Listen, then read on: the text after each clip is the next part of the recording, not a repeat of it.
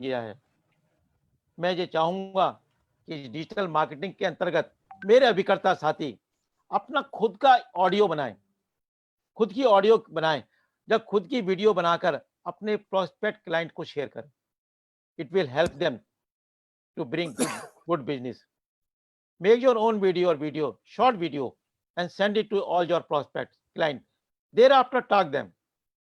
Do video calling. क्योंकि insurance जो है केवल ऑडियो से नहीं होगा. Do video calling also. Or if video calling not possible, do audio calling before going to the client, before meeting to the client. We have to explain many things before meeting to them. Upgrade your digital skills. Upgrade your digital skills. Equip yourself to connect with customers through social media platform. It's mandatory nowadays. You have to equip. Everybody has to equip with this social media platform. After more and more services, offer more and more services through online. Advise them, guide them, customers को. Ask them to register their mobile number. Ask them to register their online also, email ID also. और हमें भी आज उनको online के माध्यम के साथ जुड़ना है. If we want to survive in the business. Digital transformation is a must, those friends. और हमें खास तौर से इस बदलते हुए सिनेरियो में नीड बेस्ड सेलिंग करने की आवश्यकता है. तकलीफें होंगी, जरूर होंगी, मगर बदलना हमने है. बदलना हमने है. कहा भी है, लोग कहते भी हैं, मैंने सुना, पढ़ा भी है, कहते हैं झरनों से मधुर संगीत ना सुनाई देता. झरनों से मधुर संगीत ना सुनाई देता अगर राहों में उसकी पत्थर ना होते. दोस्तों, आज चिंता नहीं करनी है, चिंतन की आवश्यकता है. चिंता युक्त नहीं होना है, चिंता मुक्त होने की आवश्यकता है. सामाजिक ढांचा बदल रहा है, आर्थिक ढांचा भी बदलेगा. लोगों की नीड बदल रही है, लोगों की सोच बदल रही है. आज कस्टमर प्रोस्पेक्ट्स गारंटी रिटर्न के बारे में सोच रहा है. आज वो रेगुलर इनकम जो फिक्स्ड हो उसके बारे में सोच रहा है. लॉकडाउन ने यह सब सोचने को मजबूर किया है. दोस्तों, बहुत कुछ सोचने को मजबूर किया है. हमें ऑडियो कॉल से वीडियो कॉल में अपने आप को डेवलप करना है. हमें फेस टू फेस कस्टमर को इस माध्यम से लाना है. हमें क्लोजर टू कस्टमर के मोर क्लोजर जाना है. मगर इन चीजों को अपनाने के बाद दोस्तों हरकत में बरकत है.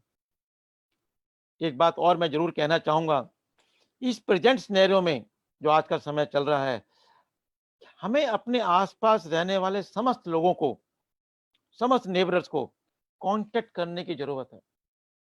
मैंने देखा है, मैं बहुत सारे अभिकर्ताओं के साथ जब मैं ज्वाइंट कॉल पे गया हूं, तो मैंने उनसे पूछा कि तुम्हारे पड़ोस में गुप्ता जी कहाँ काम करते हैं.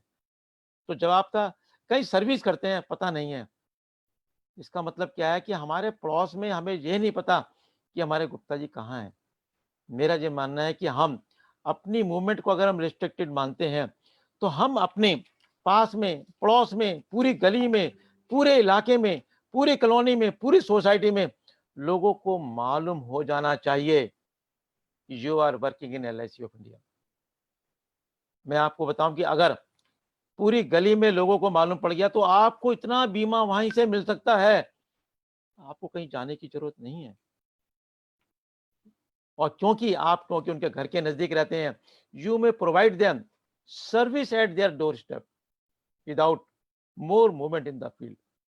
फ्रेंड्स, हमें आज लोगों के घर घर पहुंचने की आवश्यकता है. लोगों की नीड बदली है और लोग आज इंश्योरेंस की तरफ बढ़ रहे हैं. कहते भी हैं, जिंदगी ये माना कि कांटों भरा सफर है. जिंदगी ये माना कि कांटों भरा सफर है, इससे गुजर जाना ही असली पहचान है.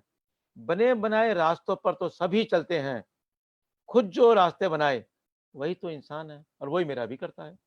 तो दोस्तों, हमें आवश्यकता इस बात की है कि मिनिमम मूवमेंट पर हम किस प्रकार से अधिक लोगों को मिल सकते हैं.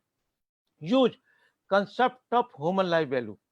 आज कस्टमर जो है ह्यूमन लाइफ वैल्यू के बारे में जानने लगा है.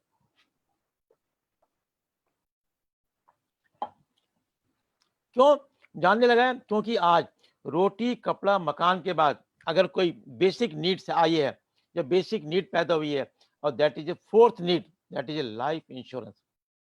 रोटी, कपड़ा, मकान के बाद फोर्थ नीड जो इस लॉकडाउन के बाद डेवलप हुई है, दैट इज लाइफ इंश्योरेंस। क्योंकि म्यूचुअल फंड को लोगों ने देख लिया, उसमें चर्चा नहीं करूंगा। शेयर मार्केट को लोगों ने देख लिया, प्रॉपर्टी की रिटर्न को देख लिया, बैंक के फिक्स्ड डिपॉजिट रेट रिटर्न को देख लिया, घटती हुई इंटरेस्ट की रेट्स, गोल्ड की रिटर्न को देख लिया, और 13 अप्रैल के बाद 3 बार आरबीआई ने रिपो रेट और रिपो रिवर्स रेट को कम किया।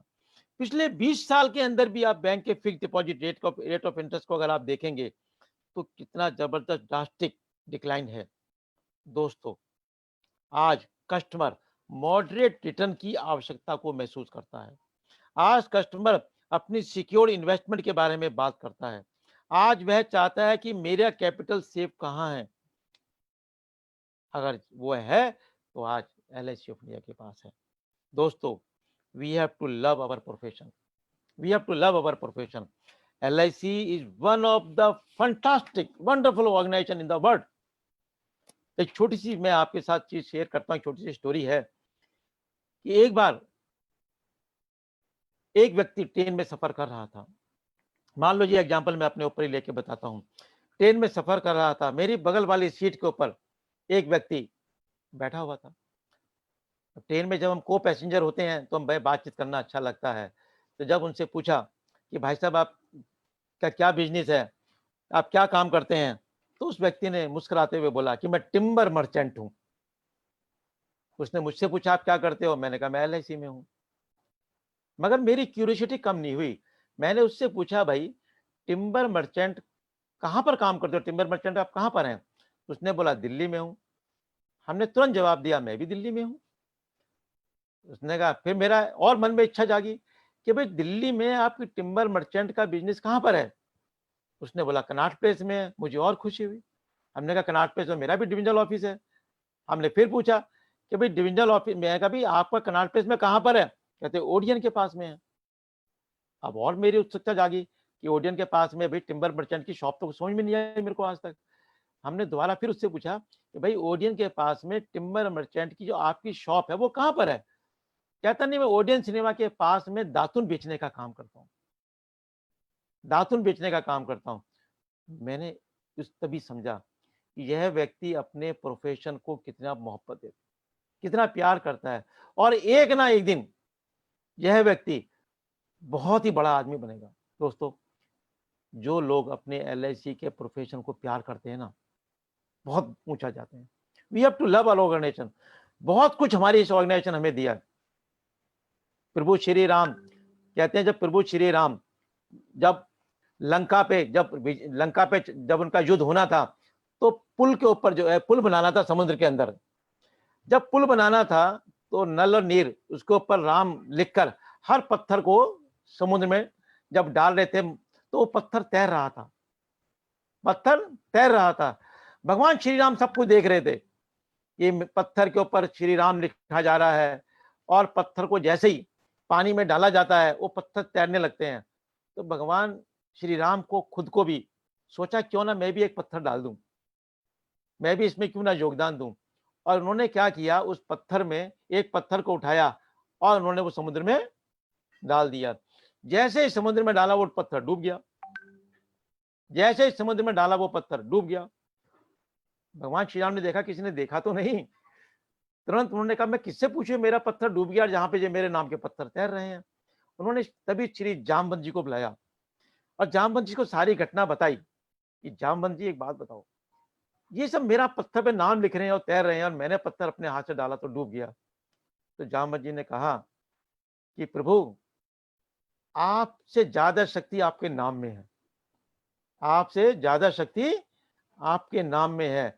आपके नाम से जो आपका नाम लेता है वो भव सागर को पार कर जाता है। तुझे नाम में बहुत शक्ति है। दोस्तों, हम एलआईसी में काम कर रहे हैं, एलआईसी के नाम में बहुत शक्ति है। केवल एलआईसी ऑफ इंडिया, इतनी शक्ति इस नाम में है कि इसके लिए हम सीना तान के फक्र से लोगों से मिलते हैं। आज हमें फक्र होता है, हम सर नहीं छुपा, हम मुंह नहीं छुपाते हैं। भारतीय जीवन बीमा निगम ने समय समय पर अपने कस्टमर्स को निराश नहीं किया। जब लॉकडाउन चल रहा था तब भी हमने अपने एजेंट्स को कमीशन टाइम पे दी। जब लॉकडाउन चल रहा था तब भी कोविड-19 का एडवांस दिया गया।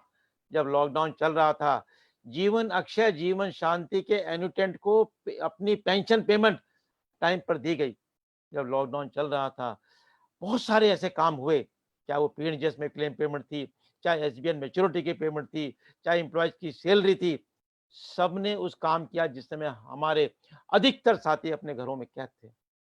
दोस्तों, कभी भी आप इस बात से सहमत होंगे, पुलिस को, कभी डॉक्टर को वॉरियर्स का संज्ञा नहीं दी गई, कभी इनको योद्धा नहीं दिया कहा गया, मगर आज पुलिस को, डॉक्टरों को, नर्स को, पैरामेडिकल स्टाफ, फोर्सेस को आज वॉरियर की संज्ञा दी गई है, योद्धा की संज्ञा दी गई है।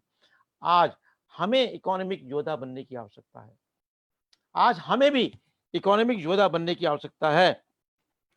एलआईसी बहुत कुछ दे रही है, एलआईसी बहुत कुछ दे दिया है। So many relaxation announced by LIC of India, waiver of MAB for the month of March, April, May,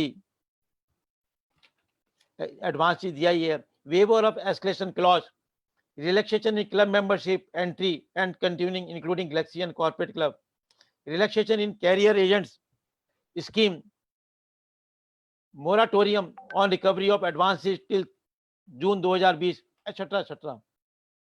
दोस्तों, जरूरत इस बात की है कि हम इकोनॉमिक योद्धा बन के अपनी ऑर्गेनाइजेशन को मजबूत करें। कॉर्पोरेशन ने लगभग 2700 करोड़ रुपया एज कोविड एडवांस अभिकर्ताओं को दिया है और उसकी रिकवरी भी अक्टूबर के बाद में है। इतनी बड़ी राशि अपने अभिकर्ताओं के लिए ये कॉर्पोरेशन का प्यार ही है। हमने मैच्योरिटी और एसबी की पेमेंट करी है। एलआईसी की प्रीमाइसी जो रेंट पर है उनका भी कराया गया होगा। Security guard, many other services, housekeeping staff, इनके ऊपर भी एलआईसी ने बहुत लगातार पेमेंट करी है। दोस्तों, समय आ गया है कि हम इतना पैसा जो पेमेंट हुआ है, करीब लगभग अगर मैं सोचूं तो हमारे जोन के अंदर ही 8 से 10 हजार करोड़ रुपया का लगभग भुगतान हुआ है। हमें आज समय आ गया जब हमें अपने संस्था को देना है। अपने आप को सेफ रखते हुए, अपने परिवार को सेफ रखते हुए, कस्टमर की नीड को फुलफिल करने के लिए हमें उसके पास तक जाना है।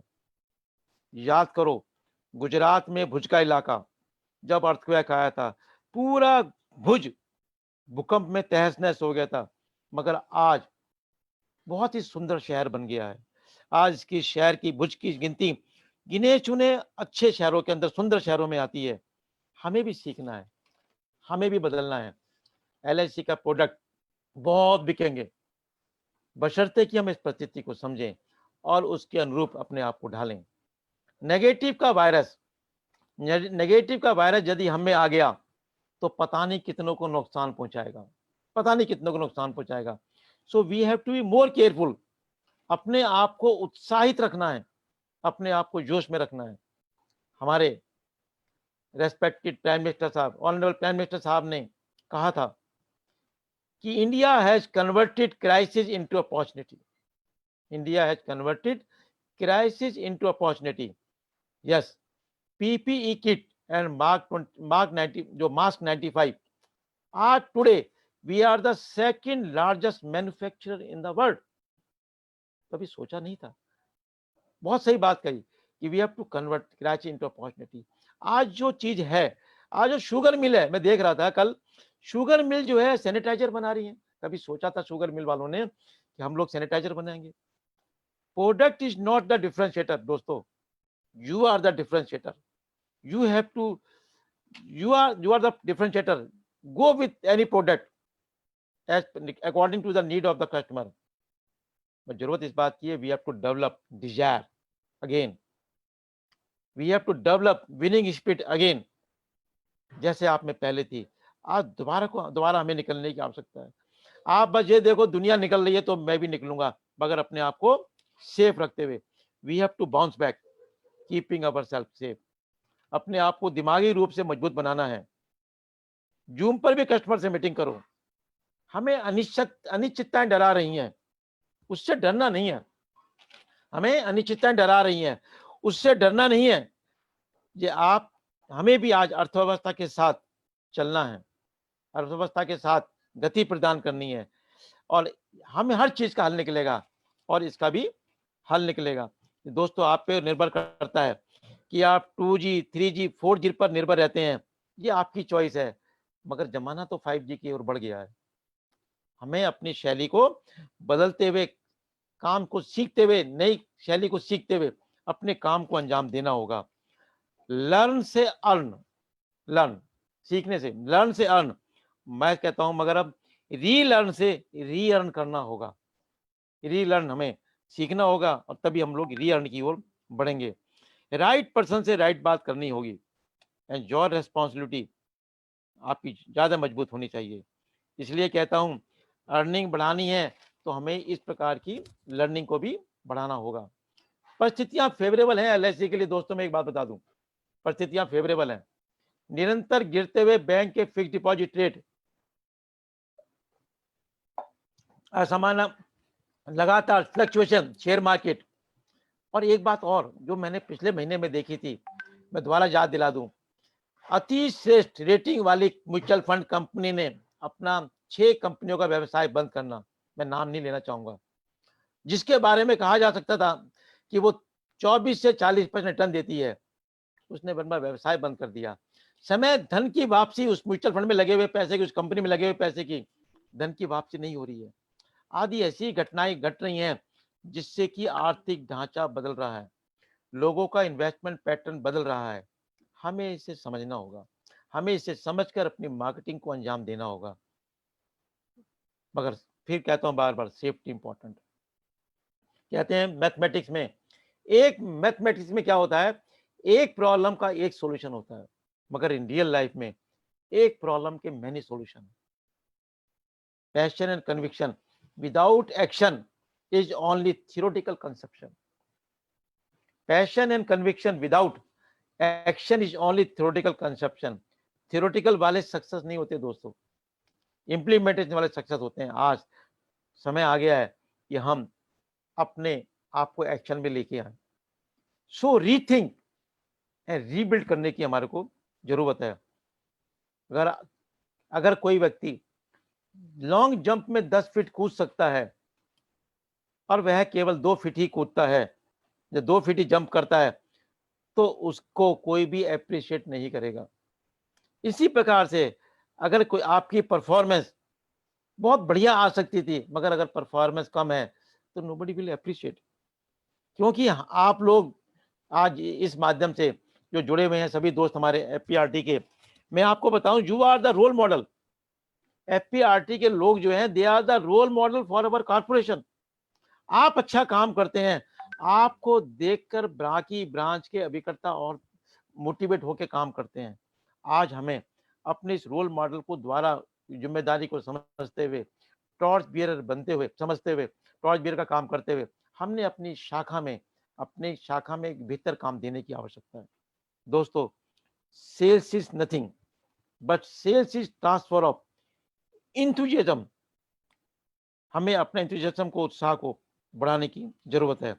Your body language will inspire to push the product, ये प्रोडक्ट को पुश करेगा। दोस्तों, बहुत सारी बातें मैंने आपके साथ आज शेयर करी, मगर मैं कुछ बातें लास्ट में और जरूर कहना चाहूंगा। कहते हैं मकड़ी भी नहीं उलझती अपने बनाए जालों में, मकड़ी भी नहीं उलझती अपने बनाए जालों में, जितना हम उलझते हैं अपने बनाए ख्यालों में। Friends, you are the trendsetter. Corporation has full faith upon each one of you. Each one of you. आइए हम संकल्प लें, सभी एक साथ मिलकर अपने आप को सुरक्षित रखते हुए एक नई मार्केटिंग शैली को अपनाएं तथा निगम को योगदान दें। निगम हमारा सबसे न्यारा है, सबसे प्यारा है। आओ इसे और मजबूत निगम। और last but not the least, don't forget, willpower defeats all power. Willpower defeats all power. And we have to come back. And always कहते हैं कि come back is always stronger than the setback. उससे ज्यादा मजबूत होता है। दोस्तों, ये सारी चीजें मेरे को आपके साथ शेयर करनी थी। मैं चाहता हूं कि आज हम जो एफपीआरटी के हमारे जो ग्रुप ऑर्गेनाइज कर रहे हैं, बहुत बड़ा इनिशिएटिव ले रखा है। चाहे राजेश चेतन जी हैं, राजेश राठौड़ जी हैं, कालड़ा जी हैं, बहुत सारे लोगों को मैं व्यक्तिगत रूप से जानता हूँ। बहुत सारे लोगों को मैं व्यक्तिगत रूप से जानता हूँ और मैंने हमेशा एक चीज़ पाई है, ये खुद भी मोटिवेट रहते हैं और दूसरों को भी मोटिवेट करते हैं। ये बहुत बड़ा कर्म है। मैं आपको बताऊँ कि हम ये बाकी चीज़ों को ध्यान ना देकर के जिस प्रकार से जैसे ये ग्रुप एफपीआरटी अपने साथियों को मोटिवेट करके उत्साहवर्धन करता है अच्छा काम करने के लिए। मैं सुन रहा था कितना काम किया है, लोग आपस में शेयर कर रहे थे। मैंने 50 पॉलिसी करी, मैंने 25 करी। बहुत अच्छा लग रहा था। बहुत अच्छा लग रहा था कि हम वास्तव में निगम के योद्धा हैं। दोस्तों, इसको हमें और डाउन द लाइन लेके जाना है। ज़्यादा से ज़्यादा लोगों को इसके साथ जोड़ने की आवश्यकता है। ज़्यादा से ज़्यादा लोगों को आज निगम के अंदर योगदान देने की आवश्यकता है। दोस्तों, निगम हमारा बहुत ध्यान रखता है। एलआईसी से बढ़िया कोई ऑर्गेनाइजेशन नहीं है, बेस्ट ऑर्गेनाइजेशन है। पुनः आप सबको धन्यवाद, मेरी शुभकामनाएं। अपने आप को सेफ रखें, परिवार से सुरक्षित रहें और खूब इस वर्ष पिछले वर्ष से बेहतर काम हो, क्योंकि परिस्थितियां बदल रही हैं। पिछले वर्ष से बेहतर काम होगा, मेरा विश्वास है। ऐसा बहुत आएगा क्योंकि आर्थिक ढांचा बदल रहा है। इंश्योरेंस की कमी नहीं है, आज फोर्थ बेसिक नीड्स में आ चुका है। जरूरत है कि हम घर से निकलें। बहुत सारे अभिकर्ताओं से जब मैं बात करता हूं, वो बताते हैं कि सर अभी मैं मिला नहीं हूं, मगर मैं सोचता, डर अपने अंदर डर है। उस अपने अंदर के डर को बाहर निकालने की आवश्यकता है। अपने अंदर के डर को निकाल दिया तो समझ लो बीमा ही बीमा है। तो दोस्तों, पुनः बहुत बहुत शुभकामनाएं। धन्यवाद आप सभी को। नमस्कार। सर कमाल है, आपने जो माइंड ब्लोइंग आज सेशन दिया है। और ऐसा लग रहा था कि इस लॉकडाउन में जो निराशा का भाव हमारे अभिकर्ता साथियों के भीतर आ गया था, जैसे विवेकानंद अमेरिका में बोले थे और उन्होंने अमेरिकन लोगों के अंदर एक पॉजिटिविटी का संचार कर दिया था, ऐसा ही आज आपने एक व्याख्यान दिया है। आप सब एक बार अच्छा लगा हो तो पीपल सर के लिए कुछ एक्सीलेंट लिखिए, ई लिखिए, थैंक्स लिखिए चैट बॉक्स में, ई लिखिए या टी लिखिए। कैसा लगा? Very good, excellent sir. सब लोग आपको धन्यवाद दे रहे हैं, एक्सीलेंट बता रहे हैं। बहुत बहुत शुक्रिया सर। और मैं ये प्रार्थना करूंगा कि भविष्य में भी आप हमारे को यूं ही अपना आशीर्वाद देते रहें। इससे पहले कि पंकज अग्रवाल को मैं संबोधित करने के लिए कहूं, आपका धन्यवाद करने के लिए हमारे ट्रेजरर अभी एमडीआरटी कर चुके हैं। मैं अतुल जैन साहब से प्रार्थना करूंगा कि वो पीपल सर का धन्यवाद करें। भाई अतुल जैन। अतुल जैन। नमस्कार पीपल सर। नमस्कार नमस्कार नमस्कार। मैं भी आपका शिष्य हूँ और डिवीजन 2 से हूँ और आप हमारे यहाँ मैनेजर सेल्स और मैनेजर एमएम रहे। आज आपने इतना टाइम निकाला हम लोगों के लिए, एफपीआरटी टीम के लिए, और आपने इतना ज्ञानवर्धन जो हमारा बढ़ाया, उसके लिए हम अपनी दिल की गहराइयों से आपका धन्यवाद देते हैं। और मैं जब ये नाम आपका नाम डिसाइड हुआ था तो मैं चेतन सर से बात कर रहा था। मैं कहा पीपल सर का तो यदि कोई सा डिवीजन से कोई मतलब नहीं है, उनके पास कोई आदमी पहुंच गया तो उसको सोल्यूशन मिल जाना है। ये हमेशा से आपका एजेंट कम्युनिटी के साथ प्यार रहा है और हमारी आपसे इतनी प्रार्थना है कि आप आगे भी अपना ये प्यार बनाए रखिए। और एफपीआरटी में जब भी आपको टाइम मिले, जब भी आप थोड़ा सा टाइम दे सकें, हम लोगों का ज्ञानवर्धन कर सकें। बहुत बहुत धन्यवाद सर। जरूर जरूर, thank you very much sir. बहुत लोग कुछ पूछना चाहते हैं पर पीपल सर की मीटिंग है, सर को जाना है, तो आप अब पंकज अग्रवाल जी को हम समय देंगे, वो आगे की चर्चा को बढ़ाएंगे। सर बहुत बहुत धन्यवाद sir. Sir thank you very much. आप अपनी मीटिंग में आप ज्वाइन कर सकते हैं सर। और बहुत शुक्रिया सर, बहुत शुक्रिया। Okay, thank you very much. Thank you very much sir. Thank you. जय सर, नमस्कार, धन्यवाद। Thank you sir. आइए दोस्तों, हमारे बीच में पंकज अग्रवाल हैं, कॉर्पोरेट मेंबर हैं, सीओटी एजेंट हैं, हमारे एफपीआरटी के जनरल सेक्रेटरी हैं, चार्टर्ड अकाउंटेंट हैं। बहुत लंबा परिचय है पंकज अग्रवाल का। परिचय इसलिए नहीं दूंगा कि आप सब उनको जानते हैं, आप कहेंगे हमको क्या परिचय दे रहे हो। पंकज जी को हम जानते हैं, दिल से जानते हैं सबके सब, तो मेरा कहना व्यर्थ है।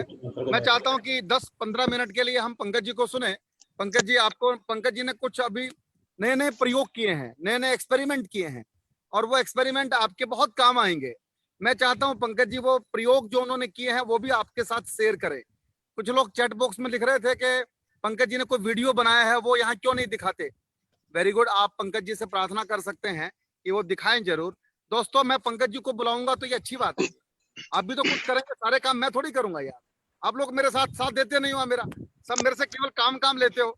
लिखो, आप वेलकम करो पंकज जी का जोरदार, सब लिखिए स्वागत है पंकज भैया। आप इनकी कुछ तारीफ करोगे तो ये आज बहुत कुछ उगल देंगे। आपको निकालना आना चाहिए यार, आपको आता नहीं है। प्रशंसा करो, तारीफ करो तो आदमी पिघल जाता है, मेल्ट हो जाता है, फिर कुछ भी बोलता है। तो मैं चाहता हूँ पंकज जी को थोड़ा प्रशंसा करो, कुछ तेल मालिश करो, कुछ उनको अप्रिशिएट करो, तो आप दिल खोल के आपसे बात करेंगे। और हो सकता है उनकी शेयरिंग से आपकी भी MDRT हो जाए, तो COT हो जाए। आइए, ओवर टू पंकज अग्रवाल जी।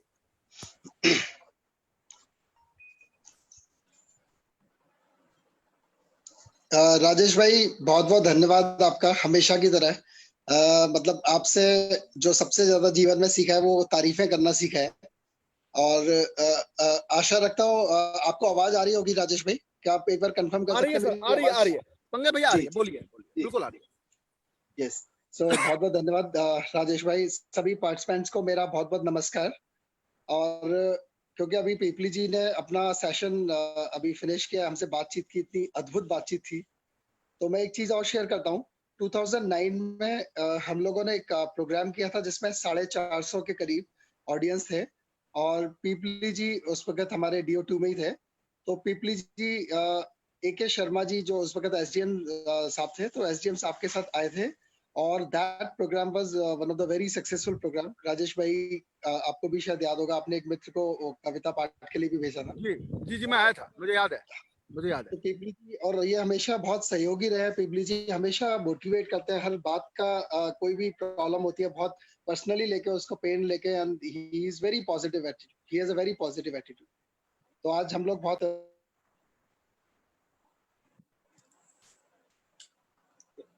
पंकज भाई अपना अनम्यूट कीजिए प्लीज। यस। हाँ, तो ये हमारा सौभाग्य रहा कि हमें आज उनको सुनने को मिला। तो thank you FPRT board members जो लेके आए उन लोगों को। अब मैं अपनी बात रखना चाहूंगा। तो दोस्तों, एक बहुत इंपॉर्टेंट बात है जो मैं आपसे शेयर करना चाहता हूँ, और इस बात से मैं पिछले कुछ दिनों में ही रूबरू हुआ हूँ, और मुझे ऐसा लगा कि ये शेयर करने जैसी है। देखिए, आप में से जानते हैं कि लोग heart attack, paralysis, high BP, sugar and nervous breakdown, आप में से जानते होंगे लोग कि ये बड़ी खतरनाक बीमारियां हैं जिनसे लोगों की डेथ होती है, राइट। और आपको जान के बड़ा आश्चर्य होगा कि पूरे भारत में पिछले साल 10 लाख से भी ज्यादा लोगों की डेथ इन इन बीमारियों से हुई है। ये नंबर बहुत बड़ा हो सकता है, मैं 10 लाख को थोड़ा कम एक मिनिमम लेके चल रहा हूँ, पर ये नंबर बहुत बड़ा हो सकता है। लेकिन आपको पता है कि बीमारी ये है या इसके पीछे कोई और वजह है जो इन बीमारियों को जन्म देती है? आज मैं उस चीज को एड्रेस करना चाहता हूँ।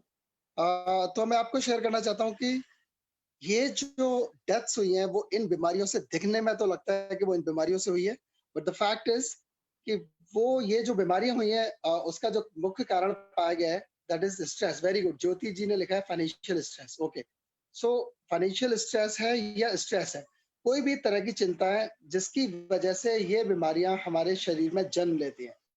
इवन कैंसर के लिए भी बोला गया है कि when people have negative attitude, वो ज्यादा सोचते हैं, स्ट्रेस में रहते हैं, उनको लाइफ में बहुत सारी वरीज रहती हैं, तो कैंसर होने के भी चांसेस बहुत ज्यादा बढ़ जाते हैं। तो क्या फ्रेंड्स, हमें ऐसे जो मदर ऑफ ऑल डिसीज है, क्या उसको एड्रेस नहीं करना चाहिए? डेफिनेटली उसको करना चाहिए, बिकॉज आपको मैं बता देता हूँ कि वरीज में भी जो 70% वरीज हैं, they are all related to money. और हम किस प्रोफेशन में काम करते हैं? हम करते हैं मनी से related profession, financial profession.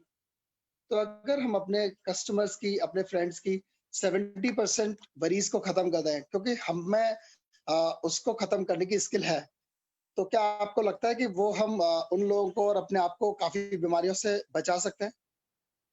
Definitely yes. क्योंकि अगर हमने उनकी वरीज खत्म कर दी, तो इस बात की संभावना बहुत कम हो जाती है कि जो वरीज से जनित जो बीमारियां वो उनको ना हो। अब बात आती है कि क्या वरीज सिर्फ कहने से खत्म हो जाती है? नहीं, वरीज को खत्म करने के लिए एक बहुत ही सिस्टमैटिक, एक बहुत ही अच्छी टेक्निक है जो आज मैं आपसे शेयर करना चाहता हूँ।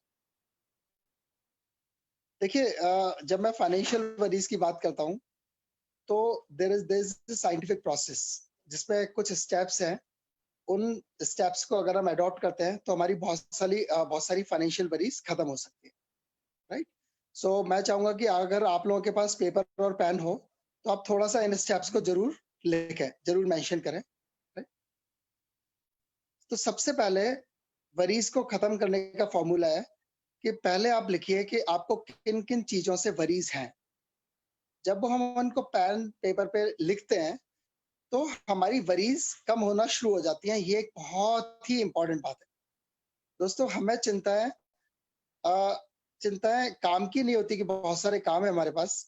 चिंताएं होती हैं इसलिए क्योंकि वो काम हमारे दिमाग में लगातार घूमते रहते हैं। अगर आपके पास टोटल 3 काम पेंडिंग है लेकिन वो पूरे दिन में अगर आपके पास 100 बार आपको याद आ गए तो आपको लगेगा वो 300 काम हो गए।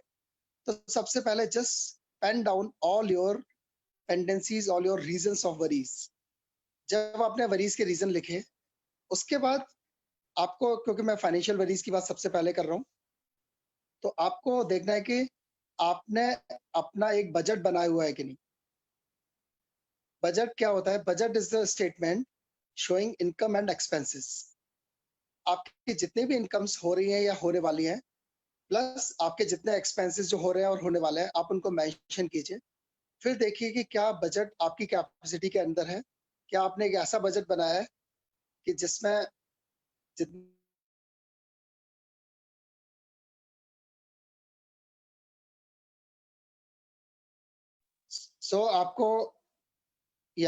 आपको ध्यान देना पड़ेगा कि वो बजट और एक्सपेंसेस आपके मिले हुए हों। तीसरा, जब भी आप कोई भी चीज परचेज करते हैं, देखिए purchasing is also an art. Selling तो आर्ट है, हम सब जानते हैं, और हम वही आर्ट हमेशा कोशिश करते रहते हैं कि हम सीखते जाएं हाउ टू सेल। लेकिन आपको पता है कि purchasing is also an art. कैसे है ये आर्ट? देखिए आप एक फोन लेने गए और आपने सोचा था कि मेरा बजट 10-15 हजार रुपए का है, लेकिन आपके साथ आपका बेटा भी गया और बेटे ने कहा नहीं नहीं पापा आपको आईफोन ही लेना पड़ेगा क्योंकि मेरे जो फ्रेंड के पापा है उनके पास भी आईफोन है, बल्कि उनको छोड़ो मेरे दोस्तों के पास भी आईफोन है, तो आप अगर लेंगे तो मुझे अच्छा नहीं लगेगा। और इस तरह से आपके बच्चे ने आपको एनरोल किया और आप 50-60 हजार रुपए का आईफोन लेके आ गए। आपने क्या किया? आपने अपने बजट को क्रॉस किया। जैसे ही आपने बजट को क्रॉस किया आपकी क्या होगी? आपकी फाइनेंशियल वरीज बढ़ जाएंगी। डेफिनेटली आपने जो इनकम्स किसी और काम के लिए रखी हुई हैं आपने उसको कहीं और के लिए यूज कर लिया। So purchasing is also an art because purchase कहाँ से करना है, किस प्राइस पे करना है, कितने अच्छे बार्गेन से करना है, वो सब सीखना बहुत जरूरी है। सो आपको परचेज करना आना चाहिए, राइट। उसके बाद वो ये कहते हैं कि आपको फाइनेंशियल प्रोटेक्शंस लेने की आवश्यकता है। फाइनेंशियल प्रोटेक्शंस हम किस चीजों से लेते हैं? हम हेल्थ के पॉइंट ऑफ व्यू से लेते हैं, हम अपनी प्रॉपर्टी को प्रोटेक्ट करते हैं, हम अपनी लाइफ को प्रोटेक्ट करते हैं। अगर आपके पास, आपके क्लाइंट के पास ये प्रोटेक्शंस नहीं होंगे तो भी उसको बहुत सारी फाइनेंशियल वरीज होने ही वाली है। तो हमें क्या करना है? उनको प्रोटेक्शंस देने हैं जिससे उनकी फाइनेंशियल वरीज कम हो। फिर बात आती है कि क्या उस बंदे ने अपना इमरजेंसी फंड क्रिएट कर रखा है? क्या आपने अपना इमरजेंसी फंड क्रिएट कर रखा है? अभी जो कोरोना का टाइम आया था उसने सब लोगों की पोल खोल दी। जिन लोगों के पास इमरजेंसी फंड थे वो तो अच्छी अच्छी वीडियोस बना बना के अपना यूट्यूब चैनल पे डाल रहे थे, राइट। लोगों से बातचीत कर रहे थे, बड़े खुशी से अपने लॉकडाउन में अपने परिवार के साथ एंजॉय कर रहे थे। लेकिन जिसके पास इमरजेंसी फंड्स नहीं थे वो जहां फ्री खाना बट रहा था वहां पे जाके लाइन लगा रहे थे। So there was a big difference which we have already seen in this lockdown कि लॉकडाउन में सबको पता चल गया कि उसके पास इमरजेंसी फंड्स हैं या नहीं। तो इमरजेंसी फंड क्रिएट करना बहुत इंपॉर्टेंट है। कहते हैं कि दोस्तों एटलीस्ट 6 महीने के बराबर, 6 महीने के एक्सपेंस के बराबर हमारे पास फंड्स होने चाहिए। तो ये एक नेक्स्ट स्टेप था अपनी फाइनेंशियल वरीज को कम करने का। उसके बाद बात आती है कि अभी आपने देखा एक फॉर्म LIC ने इंट्रोड्यूस किया है जिसमें LIC पूछती है कि आप अपने लाइफ इंश्योरेंस का पैसा अपनी वाइफ को लमसम देना चाहते हैं या इंस्टॉलमेंट में देना चाहते हैं। मैं देखता हूं कि मैं जिससे भी बात करता हूं वो कहता है नहीं लमसम ही देंगे यार, इंस्टॉलमेंट में देने का क्या मतलब है। दोस्तों LIC बेवकूफ नहीं है, ये बहुत सोच समझ के रखा गया है और ये बात मेरी अब समझ में आई है एक्चुअली क्या होता है कि जो हमारा स्पाउस है वो इतना एक्सपर्ट नहीं होता उस पैसे को कैसे यूज करना है उसके लिए, राइट? तो पता चला कि आपके 2 करोड़ 3 करोड़ रुपए लाइफ इंश्योरेंस के आपके स्पाउस को मिल जाए और आपके बच्चे और आपके स्पाउस उस पैसे को हैंडल ही ना कर पाए और वो एकदम खर्च कर दें या कुछ कर लें, कुछ ऐसी चीज ले लें जो कुछ अर्न ना कर सके और एकदम उनको पैसे की फिर से कमी हो जाए। तो एलआईसी ने वो ऑप्शन इसलिए दिया है कि एटलीस्ट 10 इंस्टॉलमेंट, 15 इंस्टॉलमेंट, 20 इंस्टॉलमेंट में अगर आप उस ऑप्शन को चूज करते हैं तो कम से कम उतने साल वो अपना जीवन यापन आराम से कर सकते हैं। तो वी नीड टू एंश्योर कि हम अपने फंड्स को कैसे सक्सेसर को देना चाहते हैं। सो ये भी आपकी फाइनेंशियल वरीज को कम करता है। उसके बाद जब आप ये सब कर लेते हैं, तो आप देखेंगे कि आपकी फाइनेंशियल वरीज बहुत हद तक कम हो गई हैं। अब मैं आपको एक ऐसा मैजिक फॉर्मूला बताना चाहूंगा जो आपकी बाकी सारी वरीज को भी कम कर सकता है। Do you want to know that formula? Yes, okay, very good, very good. So ध्यान से सुनिएगा इस फॉर्मूले को, और ये है बहुत छोटा फॉर्मूला लेकिन इसको कई बार हम भूल जाते हैं इसके स्टेप्स को। तो मैं रिक्वेस्ट करूंगा कि आप अपने इस फॉर्मूले को भी लिखिए। सबसे पहले आप जिस बारे में चिंतित हैं, फॉर एग्जाम्पल एक बिजनेसमैन किस बारे में चिंतित हो सकता है? एक बिजनेसमैन चिंतित हो सकता है कि मेरा बिजनेस इस कोरोना की वजह से बंद हो जाएगा या बंद हो सकता है। तो सबसे बड़े बिजनेसमैन की सबसे बड़ी चिंता क्या है? कि मेरा बिजनेस बंद हो सकता है। तो सबसे पहला जो आपको स्टेप है वो ये लिखना है कि what worst can be done और what worst can happen in the present situation. अगर आप एक एलआईसी एजेंट हैं तो आपके लिए वर्स्ट क्या हो सकता है कि भाई हर बार आप एमडीआरटी करते थे, इस बार आपको लगता है कि शायद एमडीआरटी ना हो, तो आपके लिए वर्स्ट है, राइट? तो आप अपना वर्स्ट लिखिए। आपने वर्स्ट लिखा, ये पहला स्टेप है। दूसरा स्टेप कहता है कि उस वर्स्ट को एक्सेप्ट कर लीजिए।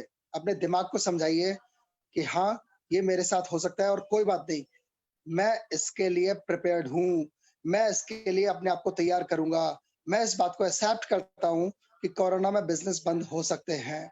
मैं इस बात को एक्सेप्ट करता हूँ कि कोरोना में एमडीआरटी रुक सकती है। मैं इस बात को एक्सेप्ट करता हूँ कि कोई अगर मैं स्टूडेंट हूँ तो मैं फेल हो सकता हूँ। यानी कि we need to accept that worst thing. जैसे ही आपने वर्स्ट को एक्सेप्ट किया, आपकी टेंशन्स इमीडिएटली कम होना शुरू हो जाएंगे। ये उसी तरह से है कि एक आदमी को डराया जाए कि तू ये कर दे वरना वरना वरना, और वरना वरना करके हम किसी को डरा सकते हैं, लाइक, लेकिन जैसे ही हमने उस काम को कर दिया तो उस सामने वाले आदमी का डर खत्म हो जाता है। फॉर एग्जाम्पल आपने कहा वरना मैं तेरे को थप्पड़ मार दूंगा, और आपने अगर थप्पड़ मार दिया तो थप्पड़ मारने का डर अब उस आदमी के दिमाग से बिल्कुल निकल जाता है। उसको पता लग जाता है थप्पड़ कैसे पड़ता है, कितनी इंटेंसिटी से पड़ता है और चोट क्या लगने वाली है। वो समझ जाता है ठीक है यार, एक और पड़ेगा तो चल जाएगा। तो same way we need to accept it कि yes, this worst can happen to us and we are prepared for it. And third thing जो सबसे इंपॉर्टेंट है, उसी वक्त से यानी कि जैसे ही आपने सोचा कि वो वर्स्ट हमारे साथ हो गया है या हम उसके लिए तैयार है, उसी वक्त से ऐसे एफर्ट्स करने हैं, ऐसी चीजों की लिस्ट बनानी है जो हम अगर करेंगे तो उस वर्स से थोड़ा थोड़ा बाहर निकल सकते हैं। फॉर एग्जाम्पल अगर एक स्टूडेंट को ये कंफर्म हो जाता है, कि मेरे साथ ये वर्स्ट होगा कि मैं फेल हो जाऊंगा, तो अगर वो एक्सेप्ट कर लेता है तो एटलीस्ट उसको एक क्लियरिटी आ जाती है कि अगर मैं अब थोड़ा भी पढ़ूंगा तो फेल होने से शायद मैं बच जाऊंगा या मेरे कुछ तो और मार्क्स आ सकते हैं। तो जब आपको पता लग जाता है कि आपका बिजनेस तो बंद होने ही वाला है और आपने एक्सेप्ट कर लिया है, तो अब आपको क्या एफर्ट्स करना है? अब आपको देखना है कि अपनी एसेट्स को क्या बेस्ट रिलाइज कर सकते हैं, क्या दूसरा ऑप्शन बिजनेस का हम अडॉप्ट कर सकते हैं, ऐसे क्या काम कर सकते हैं कि हमारा एटलीस्ट लॉस कम हो। और जब इस सूरत में आप इस तरह से काम करते हैं तो आपकी चिंताएं बहुत हद तक कम हो जाती हैं। So this is one magical formula which one should actually adopt. Worries खत्म करने का, वरीज होने का एक बहुत बड़ा रीजन और होता है दोस्तों, वो है क्रिटिसिज्म, आलोचना। आपने देखा है कि जब भी कोई आदमी आपके ऊपर एक आरोप प्रत्यारोप करता है तो आप टेंशन में आ जाते हैं। आपको कई बार लगता है इसकी हिम्मत कैसे हुई, इसने मेरा अपमान कर दिया। इसको इसको झेलना बड़ा मुश्किल हो जाता है और हमारे दिमाग में उस आदमी के प्रति हमेशा एक नफरत का भाव आ जाता है और हम हमेशा सोचते हैं कि जब भी उसकी शक्ल दिखती है तो फिर से टेंशन में आ जाते हैं। तो दोस्तों, मैं आज आपको उसके बारे में भी बताऊंगा कि इस टेंशन को भी कैसे खत्म कर सकते हैं। तो जब आपको कोई क्रिटिसाइज करे, आप हमेशा ध्यान रखिएगा, क्रिटिसाइज दो सूरतों में होती है या दो तरह से हो सकती है। एक होती है सच्ची क्रिटिसिज्म। सच्ची कैसी? कि अगर आपने वास्तव में गलत काम किया है, फॉर एग्जाम्पल अगर मैं आप में से किसी एजेंट भाई को बोलूं कि यार तूने पूरा महीना पिछले महीने निकाल दिया, एक कस्टमर को कॉल तक नहीं किया, तू जिंदगी में सीरियस भी है या नहीं? तू लगता है कुछ करना ही नहीं चाहता यार, तू बिल्कुल ही नालायक आदमी है। और मैंने ये बातें वो गुस्से से कही और वास्तव में ये सच्चाई भी थी। उस बंदे ने ना कोई कॉल किया ना कुछ किया, मस्ती करी अपनी फैमिली के साथ, राइट? तो लेकिन वो अगर बुरा मान जाता है तो यहाँ पे क्या है इशू कि बात सच्ची थी लेकिन मैंने उसको नेगेटिव लिया। मैंने ये नहीं देखा कि पंकज अग्रवाल मेरा हितैषी है, वो मेरी भलाई के लिए बात कर रहा है, वो मेरे को समझाना चाहता है। मैंने उसको नेगेटिव ले लिया और मैं चिंता में आ गया। तो जब भी कोई सकारात्मक या जब भी कोई ट्रू क्रिटिसाइज आपको करे, सच्ची क्रिटिसाइज आपको करे, तो प्लीज अपने माइंड को आपको प्रिपेयर करना है कि हाँ, हमें उसको एक्सेप्ट करना है, उस फीडबैक को लेना है और अपने आप को हमें इम्प्रूव करना है। हमें देखना है कि ये बंदा हमारा हितैषी है या नहीं है। अगर वो हितैषी है और आपके भले की बात कर रहा है तो आपको नेगेटिव नहीं लेना है और तुरंत अपने आप को इम्प्रूव करना है, राइट? अब दूसरी क्रिटिसिज्म कैसी होती है? दूसरी होती है जब आपके ऊपर कोई झूठा लांछन लगाए। फॉर एग्जाम्पल आपने कोई चोरी नहीं की, कोई कहे नहीं तूने ही चोरी की है, मैंने तुझे देखा है, तुझे भागते हुए देखा है, तू ही लेके भागा है और फैक्ट ये है कि आपने चोरी नहीं की। तो जनरली हमें जो चिंताएं ज्यादा होती हैं वो दूसरी वाली क्रिटिसिज्म से ज्यादा होती है जिसमें लोग हमारे ऊपर झूठे लांछन लगाते हैं। तो दोस्तों, आपने देखा है कि जब आप बाहर बारिश में निकलते हैं और आपको पता है बारिश का मौसम है तो आप छाता लेके निकलते हैं। तो जैसे ही बारिश आती है आप क्या करते हैं?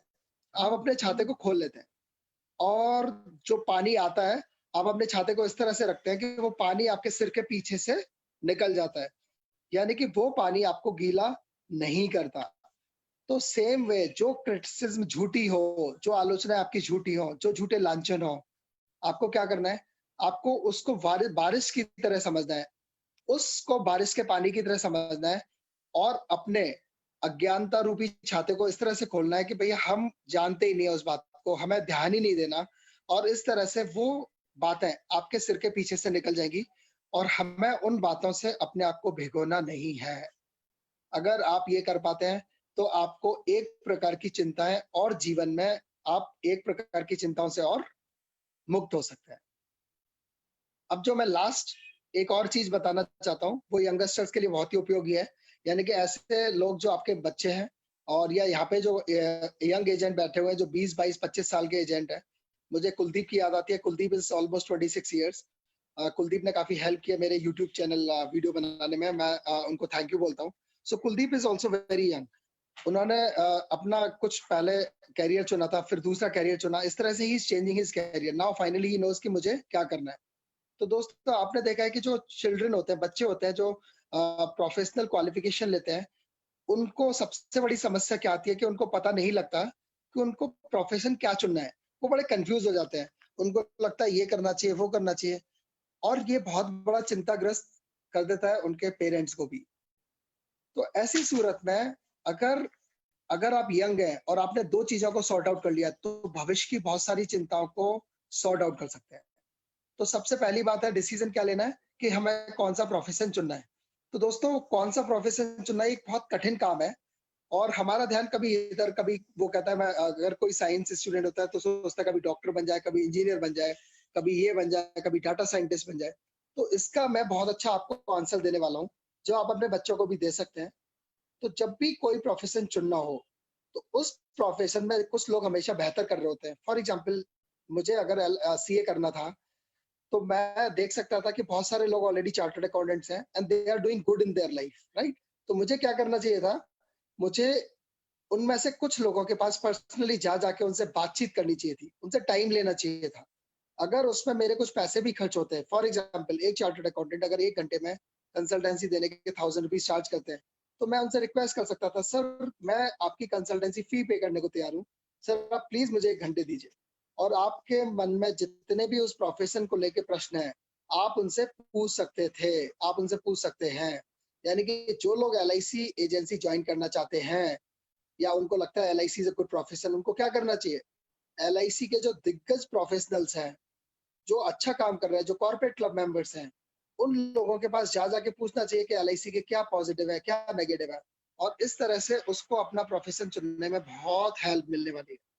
और ये एक बहुत बेहतरीन तरीका पाया गया है, जो बताया गया है कि अगर आप इसको चुनेंगे तो आप अपने जिंदगी में अच्छा प्रोफेशन चुन सकते हैं। दोस्तों, प्रोफेशन एक ऐसी चीज है जो हमारे हर फैमिली मेंबर की तरह हमारे साथ जिंदगी भर साथ रहने वाला है। जो प्रोफेशन आप चुनते हैं वो जिंदगी भर आप साथ रहने वाला है, और आप 8 से 10 घंटे अपने प्रोफेशन में देते हैं। इसलिए ये एक बहुत इंपॉर्टेंट डिसीजन है जो आपके भविष्य की चिंताओं को खत्म कर सकता है। जो दूसरा डिसीजन है कि जब भी आप माता पिता बनने वाले होते हैं या बन चुके होते हैं, आप किस व्यक्ति को अपने बच्चों का माता पिता देखना चाहेंगे? फॉर एग्जाम्पल, आप चाहेंगे कि आपके बच्चों को जो भरण पोषण करे, जो आपके बच्चों का माता पिता हो, वो इंटेलिजेंट हो, वो उनका केयरिंग हो, वो उनको फाइनेंशियल नीड्स में हेल्प करे, राइट? वो उनको सद्बुद्धि दे, वो उनके गुणों का विकास करे, वो उनको ट्रेनिंग्स दे, वो उनको अच्छे संस्कार सिखाए। क्या आप नहीं सोचते ऐसा हो? यस, हम सब सोचते हैं कि हमारे बच्चों का माता पिता ऐसा हो। और हमारे बच्चों का माता पिता कौन है? हम स्वयं बच्चों के माता पिता हैं।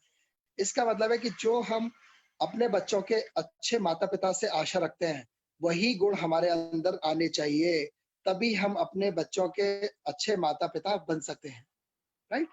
सो ये दूसरा डिसीजन है जो आपको अपनी चिंताओं से मुक्त कर सकता है। यानी कि हमें हमेशा अपने ऊपर फोकस करना है, अपने गुणों का विकास करना है, और ये देखना है कि हमारे बच्चों के पास दुनिया के बेस्ट माँ बाप हों। तो ये चिंताओं का एक अन्य तरीका है खत्म करने का। दोस्तों, इसके साथ मैं अपनी बेस्ट विशेस आपको देना चाहूंगा, अपनी बात खत्म करना चाहूंगा। आई थिंक जितना टाइम मुझे मिला है उस टाइम में मैंने अपने आप को शेयर किया, अपनी बातों को शेयर किया है। और एक बहुत ही इंपॉर्टेंट फैक्टर जिसको वरीज के नाम से जानते हैं, हमने उसको एड्रेस करने की कोशिश की है। आप प्लीज, आप जितना अपनी वरीज को कम करेंगे, अपने क्लाइंट्स की वरीज को कम करेंगे, आपको सफलता मिलने के बहुत ज्यादा चांसेस हैं। Thank you so much for listening. Thank you so much. Thank you. Pankaj भैया बहुत बहुत धन्यवाद, बहुत बहुत धन्यवाद। आपने कमाल का सेशन दिया है। मेरे विचार से आज ये 17वां जो हमारा सेशन रहा, वो पीपल साहब ने और पंकज जी आपने दोनों ने मिलकर रंग भर दिए इसके अंदर। अब आवश्यकता है कि आप लोग काम में लगें। एक सूचना आप लोगों को देता हूँ, FPRT की अगली क्लास जो होगी, जो हम 2-3 संस्थाओं के साथ मिलकर चलाते हैं, उसका नाम हमने ज्ञान गंगा रखा हुआ है। तो ज्ञान गंगा का सेशन अब इस संडे को होगा। हर संडे क्लास होती है, और ये ज्ञान गंगा पार्ट 2 है, वर्जन 2.0 है। और इसमें हम सुनेंगे श्री रमेश अग्रवाल जी, अग्रवाल पैकेज एंड मूवर्स के चेयरमैन, अपना घर आश्रम भरतपुर के फाउंडर श्री BM भारद्वाज, निगम बोध घाट के जनरल मैनेजर श्री सुमन गुप्ता जी।